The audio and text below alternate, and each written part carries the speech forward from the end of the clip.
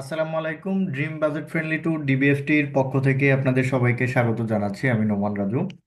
আজকে যে বিষয়টি নিয়ে কথা বলবো সেটি হচ্ছে, অনেকেই আমার কাছে আসলে কল করেন বা আমাদের যে নাম্বারটি রয়েছে সেখানে আমার সাথে যোগাযোগ করেন যে ভাইয়া মেডিকেল ভিসা কিভাবে পাবো, বা আদৌ কি মেডিকেল ভিসা হচ্ছে কিনা, তাহলে আমরা এটি কিভাবে পাবো বা আমাদের কি করতে হবে। তো আমি তাদেরকে দেখানোর জন্যই মূলত আজকের ভিডিওটি, যে আসলে মেডিকেল ভিসা হচ্ছে। সেটা হচ্ছে আপনি স্লট নিয়ে জমা দেন অথবা হচ্ছে হাই কমিশনে দেন। যদি আপনার প্রপার ডকুমেন্টস সবকিছু ঠিকঠাক থাকে তাহলে অবশ্যই আপনি ভিসা পাবেন। যেমন হচ্ছে আমার স্ক্রিনে দেখতে পাচ্ছেন, উনি একজন রোগী, ওনার সাথে হচ্ছে ওনার ওয়াইফ এবং হচ্ছে ওনার একজন মেয়ে, ওনারা দুইজন অ্যাটেন্ডেন্স। তো উনি হচ্ছে যাবে আপনার নারায়ণা হেলথ সেন্টারে। এখানে সবকিছু দেখতে পাচ্ছেন, যেহেতু 13/2/2025 এই ডেটে ভিসাটি হয়েছে। আমি নিরাপত্তার স্বার্থে তাদের ইনফরমেশন গুলো আপনার হচ্ছে হাইড করে রেখেছি বা আপনার হচ্ছে মার্ক দিয়ে রেখেছি। তো এখন আসেন, আপনি আসলে মেডিকেল ভিসার জন্য কি কি প্রসেস বা আপনি কিভাবে কি করতে হবে সেটা যদি আপনাকে বলি। মেডিকেল ভিসার জন্য আপনি যদি আগে ইন্ডিয়া গিয়ে থাকেন তাহলে তো অবশ্যই জানেন, আর যদি না গিয়ে থাকেন তাহলে অবশ্যই আমার ভিডিওটি থেকে জেনে নিতে পারবেন। সর্বপ্রথম কথা হচ্ছে, মেডিকেল ভিসার জন্য আপনার প্রপার ডকুমেন্টস এর মধ্যে সর্বপ্রথম রয়েছে আপনার পাসপোর্ট, তারপরে রয়েছে আপনার এনআইডি কার্ড, এগুলো তো অবশ্যই থাকবে। এর পাশাপাশি হচ্ছে আপনার সাথে একজন অ্যাটেন্ডেন্স অবশ্যই লাগবে, যে আপনার রোগ, যেহেতু ওনার হার্টের প্রবলেম, তাহলে অবশ্যই ওনার সাথে একজন অ্যাটেন্ডেন্স যাবে। এবং এখানে যেহেতু দুজন আছে সেক্ষেত্রে হাই কমিশন থেকে বা ইন্ডিয়ান এম্বাসি থেকে দুটো ভিসাই দিয়েছে, এবং টোটাল রোগী সহ তিনজনের ভিসাই হয়েছে। তো সেই ক্ষেত্রে আপনাকে যেটা করতে হবে সেটা হচ্ছে আপনার মেডিকেল রিপোর্ট। এখানে দেখেন, আপনি যদি একটা ডাক্তার দেখিয়ে বা দুইটা ডাক্তার দেখিয়ে এখানে চলে যান, বা একটা রিপোর্ট দুইটা রিপোর্ট নিয়ে চলে যান, তাহলে তো হবে না। আপনার রিপোর্টগুলো থাকতে হবে, আসলেই রিপোর্টগুলো অনেক ভারী এরকম থাকতে হবে। আপনি 8-10টা ডাক্তার দেখিয়েছেন 1-2 বছর ধরে বা 1 বছর ধরে এই ধরনের প্রবলেম ফেস করছেন বা এই সমস্যাগুলো হচ্ছে, তাহলে হচ্ছে অবশ্যই আপনি এখান থেকে তখন আপনার মেডিকেল ডকুমেন্টসগুলো স্ট্রং থাকবে। এটা হচ্ছে 1 নাম্বার কথা।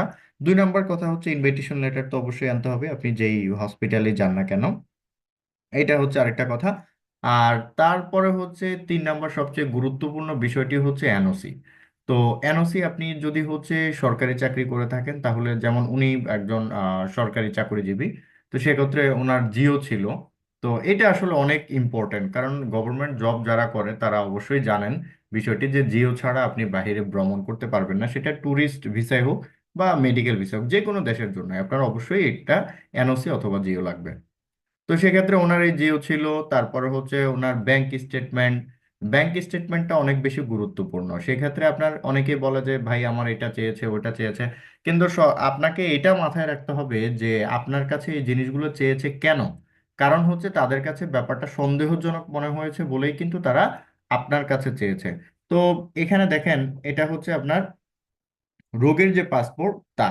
তারপরে রয়েছে দেখেন এখানে হচ্ছে রোগীর যে ওয়াইফ, দেখেন 13/2/2025, 11 থেকে 11/8/2025 আপনার 6 মাসের ভিসা পেয়েছে। আপনার মেডিকেলের এটা অ্যাটেন্ডেন্স হিসাবে ট্রিপল এন্ট্রি, 3 বার যেতে পারবেন। তো অলরেডি ওনারা চলে গিয়েছেন ইন্ডিয়াতে। আর এরপরে হচ্ছে আপনার ওনাদের যে মেয়ে, এই যে মেডিকেল দেখেন, আমি 3টা জিনিসই আপনাদেরকে দেখালাম, যে যদি আপনার ডকুমেন্টস গুলা স্ট্রং থাকে এবং হচ্ছে কোনো ফেক ডকুমেন্টস না থাকে, তাহলে অবশ্যই আপনাকে ভিসা দিবে, এতে কোনো সন্দেহ নেই।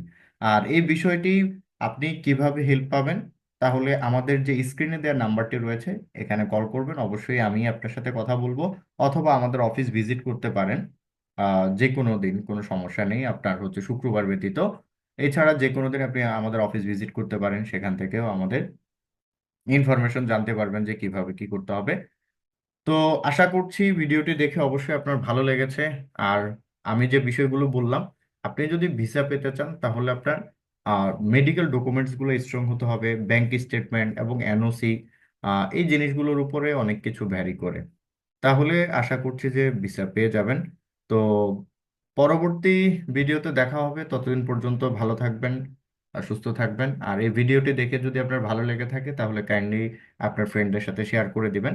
আর আপনি যদি আমার চ্যানেলে নতুন হয়ে থাকেন তাহলে কাইন্ডলি আমাদের চ্যানেলটি সাবস্ক্রাইব করে পাশে থাকা বেল আইকনটি বাজিয়ে রাখবেন। আশা করছি অবশ্যই পরবর্তী যে কোনো ভিডিও সবার আগে পাবেন। তা আজকের ভিডিও এ পর্যন্তই। সবাই সুস্থ থাকবেন, ভালো থাকবেন। আসসালামু আলাইকুম।